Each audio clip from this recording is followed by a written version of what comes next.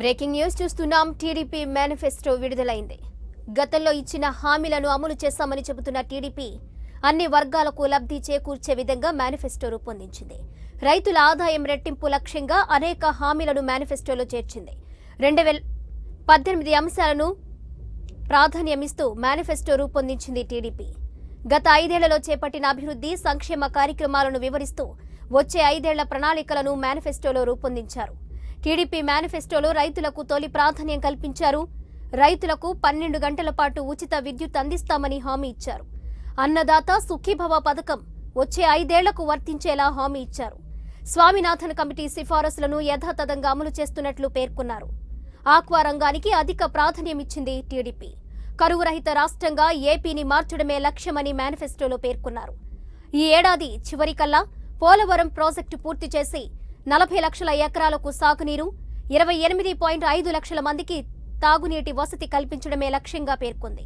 చంద్రన్న బీమా పరిహారం 10 లక్షల వరకు పొడిగిస్తూ హామీ ఇచ్చింది. అన్ని వర్గాల వారికి చంద్రన్న పెళ్లి కానుక వర్తిస్తూ హామీ ఇచ్చింది టీడీపీ.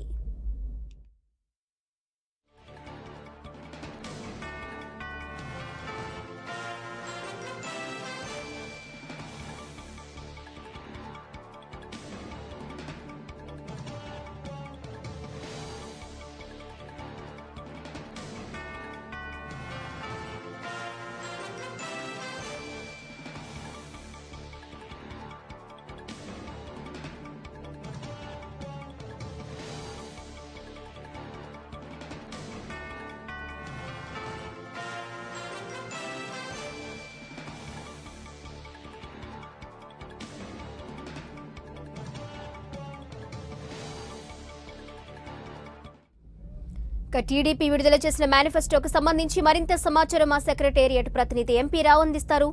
లైవ్ లో ఎంపీ రావు.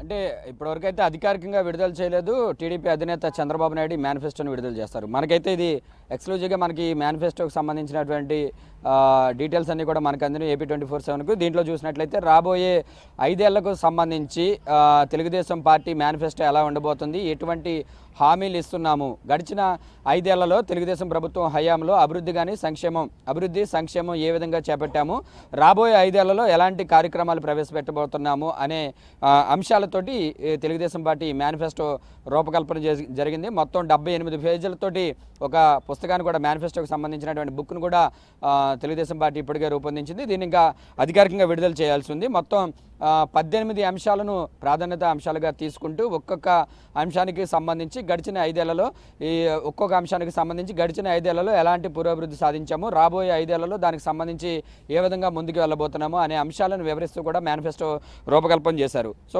డీటెయిల్స్లోకి వెళ్దాం. మనం బుక్ డీటెయిల్స్లోకి వెళ్తే ముందుగా ఈ మేనిఫెస్టోలో జాతీయ అధ్యక్షులు నారా చంద్రబాబు నాయుడు సందేశం 5 పేజీల సందేశం ఉంటుంది. గత 5 ఏళ్లలో రాష్ట్ర విభజన తర్వాత రాష్ట్రంలో ఎలాంటి ఇబ్బందులు ఎదుర్కొన్నాము, ఆర్థికంగా కానీ ఇతర రంగాల పరంగా కానీ ఆస్తుల పరంగా కానీ విభజన చట్టం పరంగా కానీ ఎలాంటి ఇబ్బందులు ఎదుర్కొన్నాము, దాన్ని అధిగమిస్తూ కూడా రాష్ట్ర అభివృద్ధి ఏ విధంగా జరిగింది అనేది వివరిస్తూ కూడా ముందుగా ముఖ్యమంత్రి చంద్రబాబు నాయుడు యొక్క సందేశం కూడా ఈ మేనిఫెస్టోలో రూపకల్పన చేశారు. దీంతో పాటుగా గడిచిన 5 ఏళ్లలో జరిగినటువంటి అభివృద్ధిని చూసి, రాష్ట్రంలో ప్రస్తుతం నెలకొన్నటువంటి రాజకీయ పరిస్థితులను చూసి ప్రజలంతా కూడా విచక్షణతో ఓటు వేయాలి, అది కూడా తెలుగుదేశం పార్టీకి ఓటు వేసి గెలిపించండి అని చెప్పి చంద్రబాబు ఒక మెసేజ్ను కూడా ఇస్తూ ఈ మేనిఫెస్టో రూపకల్పన చేశారు. ఇక 18 అంశాలు చూసినట్లయితే ముందుగా ఈసారి తెలుగుదేశం పార్టీ మేనిఫెస్టోలో గతంలో మాదిరిగానే వ్యవసాయం, అనుబంధ రంగాలకు అధిక ప్రాధాన్యత ఇచ్చారు. గత మేనిఫెస్టోలో రైతు రుణమాఫీని పెట్టి సక్సెస్ఫుల్గా అమలు చేసినటువంటి తెలుగుదేశం పార్టీ ఈసారి కూడా రైతులకు సంబంధించి అనేక వరాలను మేనిఫెస్టోలో రూపకల్పన చేసింది. దీంట్లో ప్రధానంగా చెప్పుకోదగ్గది ప్రస్తుతానికి రాష్ట్రంలో 9 గంటల ఉచిత విద్యుత్ నిరంతర విద్యుత్ అందిస్తున్నారు. 9 గంటల పాటు ఈ ఉచిత విద్యుత్ కూడా ప్రస్తుతం అమలవుతుంది. దీన్ని రైతులకు తెలుగుదేశం పార్టీ కనుక అధికారంలోకి వస్తే రైతులకు 9 గంటల నుంచి 12 గంటల పాటు ఉచిత విద్యుత్తును, అది కూడా పగటిపూట రైతులకు నిరంతరాయంగా 12 గంటల ఉచిత విద్యుత్ అందిస్తామనేది ప్రధానంగా ఈ మేనిఫెస్టోలో రూపకల్పన చేశారు. దీంతో పాటుగా ఇటీవల ప్రవేశపెట్టినటువంటి అన్నదాత సుఖీభావ పథకం ద్వారా రైతులను ఆదుకునేందుకు రైతులకు పెట్టుబడి సాయం ఏ విధంగా అయితే చేస్తున్నారో ఆ స్కీమును రాబోయే 5 ఏళ్ళు కూడా ఈ అన్నదాత సుఖీభావ పథకాన్ని వర్తింపజేస్తామని చెప్పి కూడా చాలా స్పష్టంగా పేర్కొన్నారు. అలాగే రైతులకు పంటల బీమాను ఉచితంగా పంటల బీమాను ప్రతి పంటకి కూడా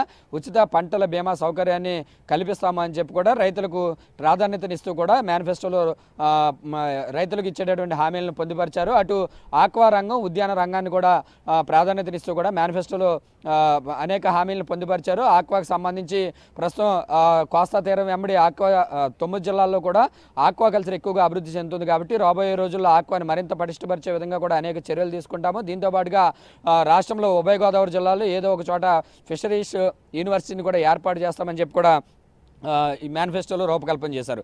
మొత్తానికైతే ఫస్ట్ ప్రయారిటీ రైతులకు ఇచ్చారు. 12 గంటల ఉచిత విద్యుత్తో పాటుగా అన్నదాత సుఖీభావ పథకాన్ని వచ్చే 5 ఏళ్ళు కూడా అమలు చేసే విధంగా.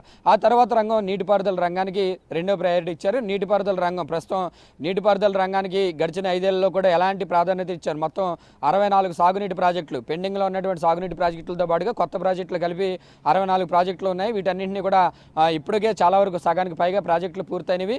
మిగిలిన ప్రాజెక్టులు కూడా రాబోయే 5 ఏళ్లలో పూర్తి చేస్తామని చెప్పి కూడా మేనిఫెస్టోలో పొందుపరిచారు. Right MP